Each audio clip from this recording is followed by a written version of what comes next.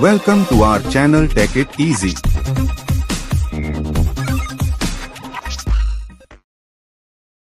Hi friends, today we'll discuss if the sinter fines load increases in the raw material in a blast furnace, how it impacts. It can impact the furnace's operation in several ways. 1. Reduced permeability. Sinter fines can block the furnace's gas flow, reducing permeability and leading to poor fuel combustion. Inefficient reduction. Increased pressure drop. 2. Increased slag volume. Sinter fines can increase the slag volume, leading to reduced furnace productivity. Increased slag handling costs. Potential for furnace instability.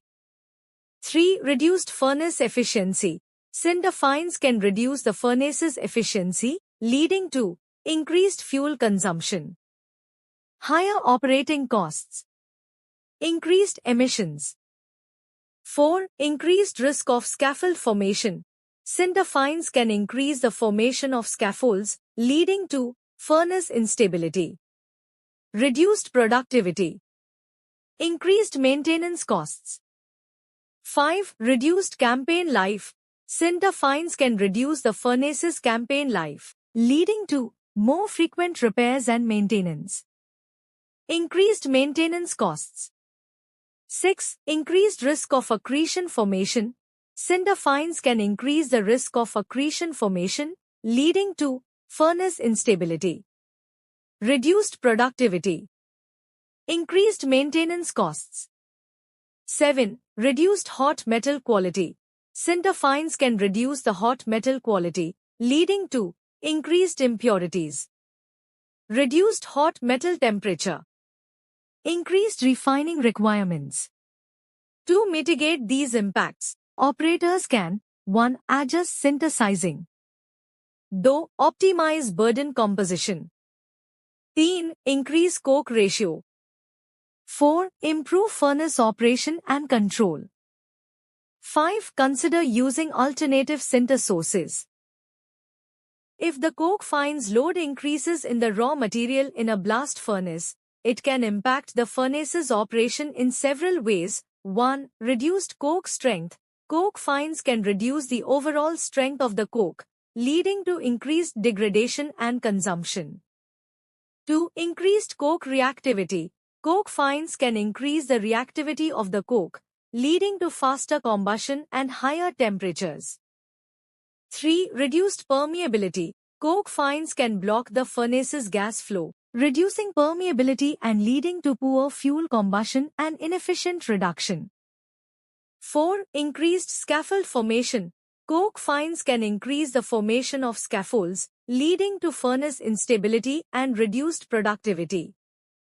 5. Reduced furnace efficiency. Coke fines can reduce the furnace's efficiency, leading to increased fuel consumption, higher operating costs, and increased emissions. 6. Increased risk of coke jamming. Coke fines can increase the risk of coke jamming, leading to furnace shutdowns and reduced productivity. 7. Reduced campaign life. Coke fines can reduce the furnace's campaign life, leading to more frequent repairs and maintenance. To mitigate these impacts, operators can 1. Adjust coke sizing. 2. Optimize burden composition. 3. Increase coke ratio. 4. Improve furnace operation and control. 5. Consider using alternative coke sources. 6. Implement fines reduction strategies. Note: coke fines can also lead to increased NOx emissions, as they can react with nitrogen in the air to form nitrogen oxides.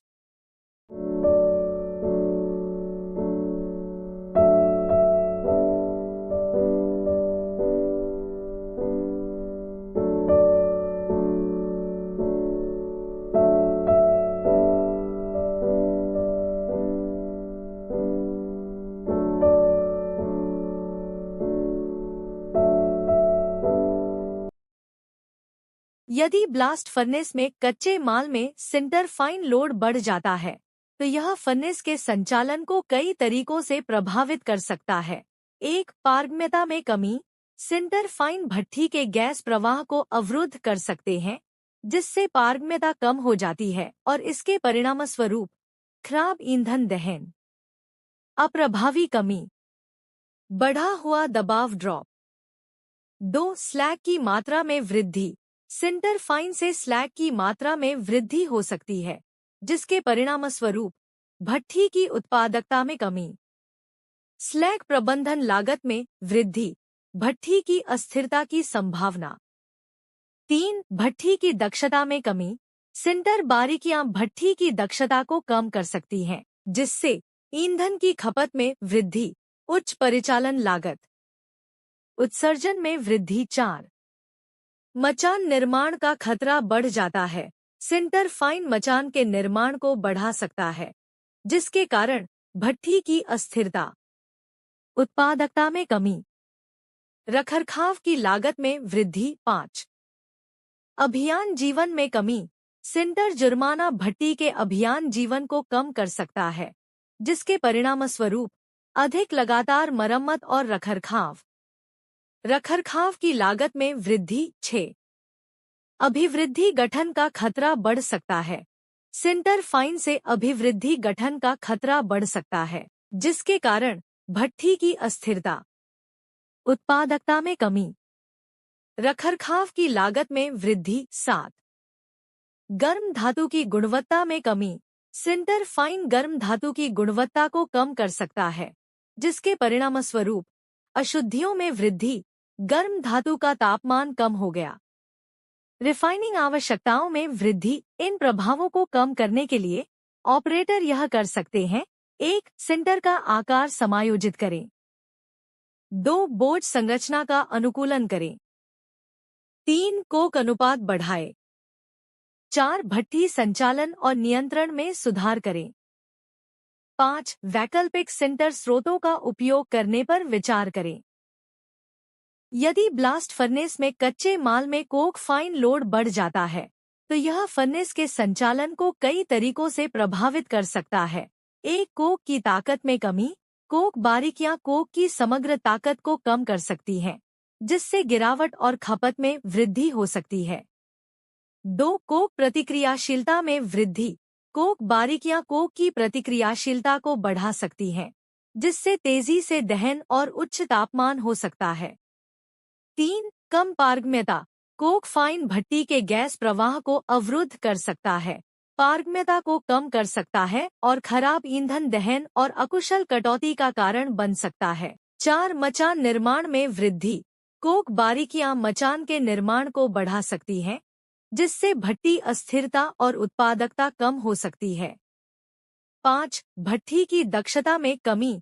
Coke fine भट्ठी की दक्षता को कम कर सकता है, जिससे ईंधन की खपत, उच्च परिचालन लागत और उत्सर्जन में वृद्धि हो सकती है।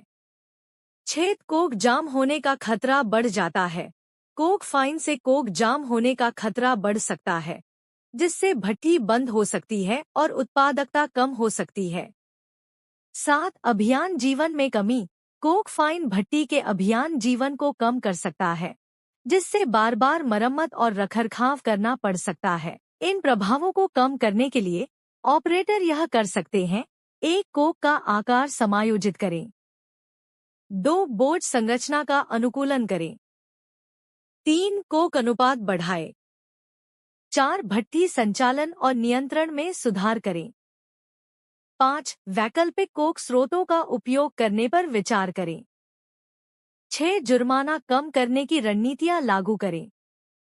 नोट: कोक फाइन से एनॉक्स उत्सर्जन भी बढ़ सकता है, क्योंकि वे हवा में नाइट्रोजन के साथ प्रतिक्रिया करके नाइट्रोजन ऑक्साइड बना सकते हैं।